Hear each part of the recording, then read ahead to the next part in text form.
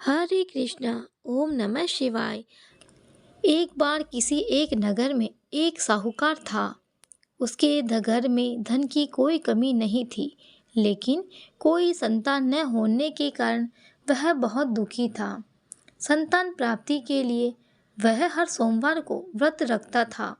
पूरी श्रद्धा के साथ शिव मंदिर जाकर भगवान शिव और माता पार्वती की पूजा करता था। उसकी भक्ति देखकर एक दिन माँ पार्वती प्रसन्न होकर भगवान शिव से साहूकार की मनोकामना पूर्ण करने का निवेदन करती है। पार्वती जी के आग्रह पर भगवान शिव ने कहा कि हे पार्वती, इस संसार में हर प्राणी को उसके कर्मों का फल मिलता है और जिसके भाग्य में जो होना हो उसे भोगना ही पड़ता है। लेकिन पार्वती जी ने साहूकार की भक्ति देखकर उसकी मनोकामना पूर्ण करने की इच्छा व्यक्त की। माता पार्वती के आग्रह पर शिवजी ने साहूकार को पुत्र प्राप्ति का वरदान तो दिया, लेकिन उन्होंने बताया कि यह बालक 12 वर्ष तक ही जीवित रहेगा। माता पार्वती और भगवान शिव की बातचीत को साहूकार सुन रहा था, इसीलिए उसे ना तो इस बात की खुशी थी और ना ही दुख था। वह पहले की भांति शिवजी की पूजा करता रहा। कुछ समय के बाद साहूकार की पत्नी ने एक पुत्र को जन्म दिया। जब वह बालक 11 वर्ष का हुआ तो उसे पढ़ने के लिए काशी जी भेज दिया गया। साहूकार के पुत्र के मामा को बुलाकर उसे बहुत सारा धन देते हुए कहा कि तुम इस बालक को काशी विद्या प्राप्ति के लिए ले जाओ। तुम लोग रास्ते में यज्ञ कराते हुए जाना, ब्राह्मणों को भोजन दक्षिणा देते हुए जाना। दोनों मामा भांजे इसी तरह यज्ञ कराते हुए ब्राह्मणों को दान दक्षिणा देते हुए काशी नगरी के लिए निकल पड़े। इस दौरान रात में एक नगर पड़ा, जहाँ नगर के राजा की कन्या का विवाह था। लेकिन जिस राजकुमार से उसका विवाह होने वाला था वह एक आंख से काना था। राजकुमार के पिता ने अपने पुत्र के काना होने की बात को छुपाने के लिए सोचा, क्यों न उसने साहूकार के पुत्र को दुल्हा बनाकर राजकुमारी से विवाह करा दूं। विवाह के बाद इसको धन देकर विदा कर दूंगा और राजकुमारी को अपने नगर ले जाऊंगा।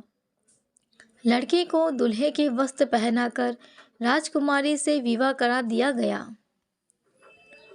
साहूकार का पुत्र ईमानदार था।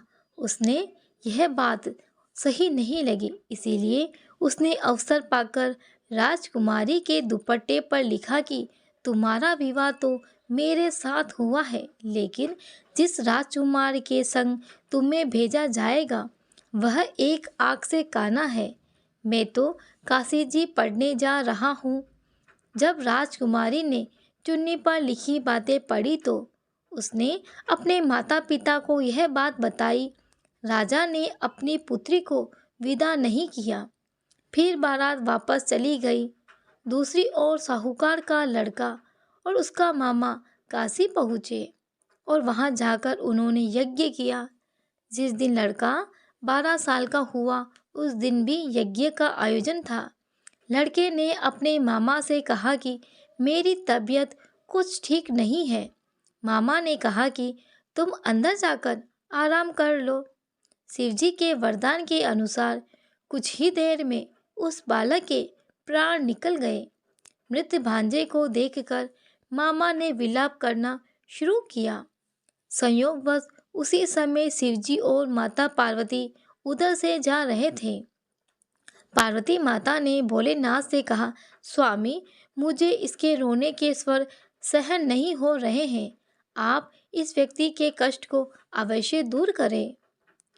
जब शिवजी मृत बालक के समीप गए तो वह बोले कि यह उसी साहूकार का पुत्र है जिसे मैंने 12 वर्ष की आयु का वरदान दिया था।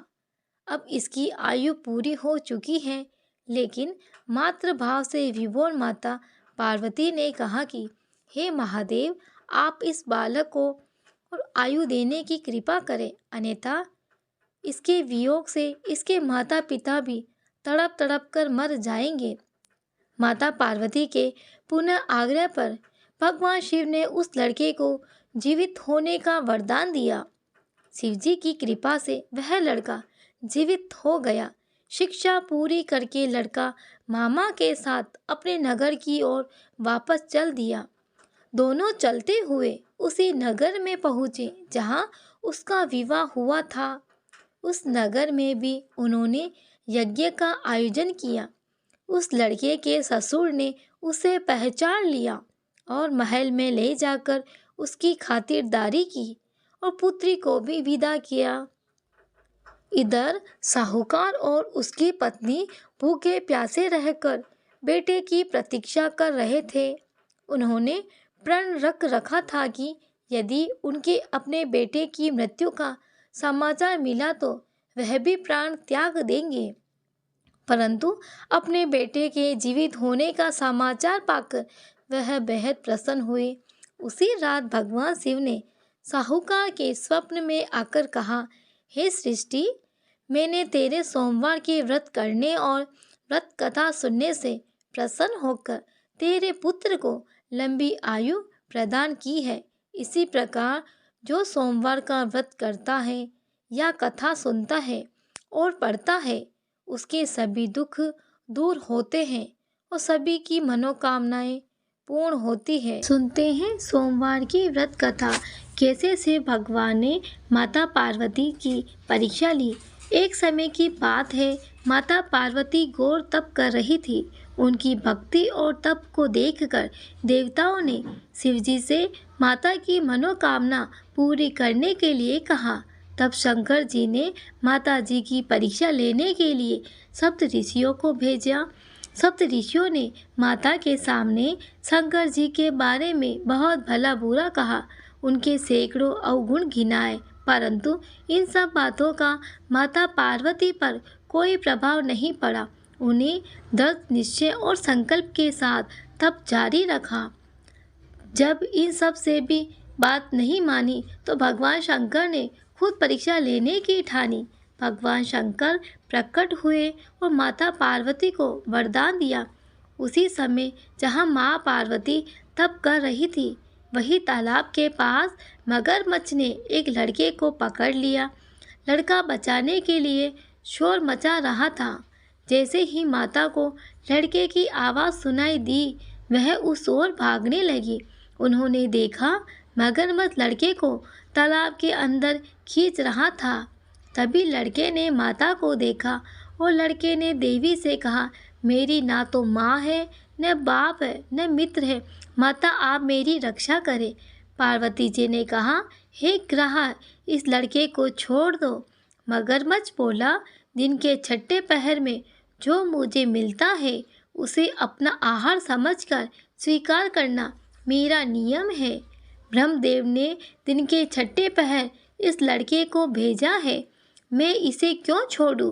पार्वती जी ने विनती की, तुम इसे छोड़ दो, बदले में मुझसे जो चाहिए वह मुझसे कहो। मगरमच्छ बोला, एक ही शर्त पर मैं इसे छोड़ सकता हूँ।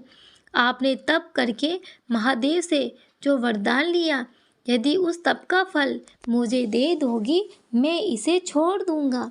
पार्वती तैयार हो गई। उन्होंने कहा, मैं अपने तप का फल तुम्हें देने को तैयार हूँ, लेकिन तुम इस बालक को छोड़ दो। मगरमच्छ ने समझाया, सोच लो देवी, जोश में आकर संकल्प मत लो। हजारों वर्षों तक जैसा तप किया है वह देवताओं के लिए भी संभव नहीं है। उनका सारा फल इस बालक के प्राणों के बदले चला जाएगा। पार्वती ने कहा, मेरा निश्चय पक्का है, मैं तुम्हें अपने तप का फल देती हूँ, तुम इसका जीवन दे दो। मगरमच्छ ने पार्वती जी से तप दान करने का संकल्प करवाया। तप का दान करते हुए मगरमच्छ का देह तेज से चमकने लगा। मगर बोला, हे पार्वती, देखो तप के प्रभाव से मैं तेजस्वी बन गया हूँ। तुमने जीवन भर की पूंजी एक बच्चे के लिए व्यर्थ कर दी। चाहे तो अपनी भूल सुधारने का एक मौका और दे सकता हूँ। पार्वती जी ने कहा, हे ग्रह, तब तो मैं पुण्य कर सकती हूँ, किंतु यदि तुम इस लड़के को निगल जाते तो क्या इसका जीवन वापस मिल जाता। देखते ही देखते वह लड़का अदृश्य हो गया, मगरमच्छ लुप्त हो गया। पार्वती जी ने विचार किया कि मैंने तप का वरदान किया, अतः पुनः तप आरंभ करती हूँ। माता पार्वती ने फिर से तप का संकल्प लिया। यह देख भगवान शिव ने प्रकट हुए और उन्होंने पूछा कि देवी, आप क्या कर रही हो। तब माता ने कहा, मैं पुनः तब आपको पति रूप में पाने के लिए तप कर रही हूँ। तब महादेव ने कहा कि उस बालक और मगरमच्छ के रूप में मैं ही था। आपने अपने तप का दान मुझे ही किया है। मैं तो बस तुम्हारी परीक्षा ले रहा था। तुम्हारा चित्त प्राणी मात्र से सुख दुख का अनुभव करता है या नहीं, इसीलिए अभी तुम्हें तप करने की आवश्यकता नहीं है। यह सब जानने के बाद देवी महादेव को प्रणाम कर प्रसन्न मन से विदा किया। श्रवण करते हैं शिव जी की आरती का। जय शिव ओमकारा, स्वामी जय शिव ओमकारा। ब्रह्मा विष्णु सदा शिव, ब्रह्मा विष्णु सदा शिव, अर्धांगी धारा। ओम जय शिव ओमकारा। एकानन चतुरानन पंचानन राजे, स्वामी पंचानन राजे। हंसानन गरुदासन, हंसानन गरुदासन, वृषवाहन साजे। ओम जय शिव ओमकारा। दो भुज चार चतुर्भुज, 10 भुज ते सोवे, स्वामी 10 भुज अति सोवे। त्रिगुण रूप निरखता, त्रिगुण रूप निरखता, त्रिभुवन जन मोहे। ओम जय शिव ओमकारा। अशमाला बनमाला, रुंडमाला धारी, स्वामी रुंडमाला धारी।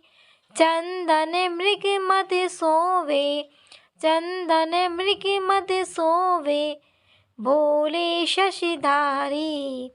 ओम जय शिव ओमकारा। श्वेतांबर पीतांबर, बागंबर अंगे, स्वामी बागंबर अंगे।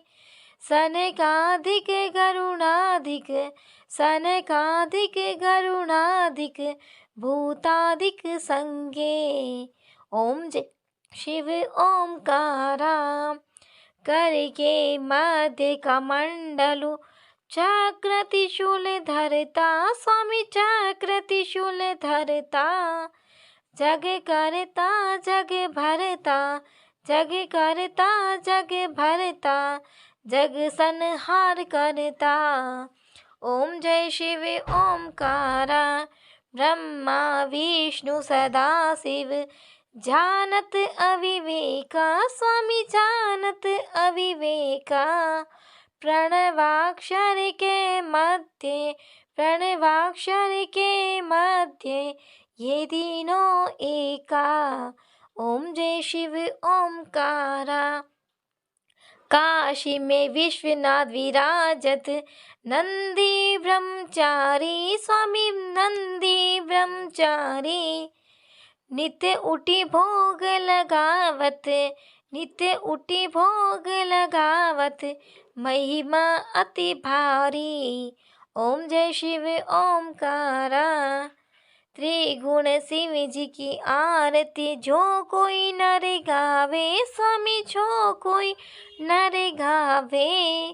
कहत शिवानंद स्वामी, कहत शिवानंद स्वामी, मन वांछित फल पावे। ओम जय शिव ओमकारा। ओम जय शिव ओमकारा। आप सभी को यह वीडियो पसंद आया है तो प्लीज़ इस वीडियो को लाइक करें, शेयर करें, सब्सक्राइब करें। कमेंट में ओम नमः शिवाय ज़रूर लिखें। आप सभी का बहुत बहुत धन्यवाद।